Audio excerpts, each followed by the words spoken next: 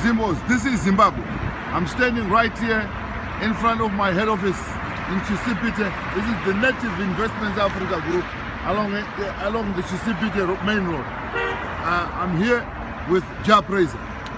You know, he recently launched his superb album, Jerusarema, which is selling like hotcakes. That's Jerusarema for you right there. And today Jah visited me to now give me my thank you card. CD and thank you card. True that. For at least, you know, having been there. And also, you know, the CD I bought for 27,000 is right here with Jah Prayzah. So I did request Jah to at least, you know, give us some hit. Okay. Yes. Mapurisa ndipatiketi zvikanzi isoja nomhanyirepi kune kaswiti chokoreti kunge kazimu aseti kagugule paintaneti izvi one time. This is Jah Prayzah in Harare, standing right here at my office. Jah, you are a superb artist. Thank you. You've done extremely well, and I'm not afraid to say that you've gone beyond all the rankings of all artists put together in terms of putting up a fantastic and superb launch. Let me tell you something. When you look at how you launched that album, did you see the crowd that was there? I saw the crowd. The crowd was, you know, come on, huge crowd.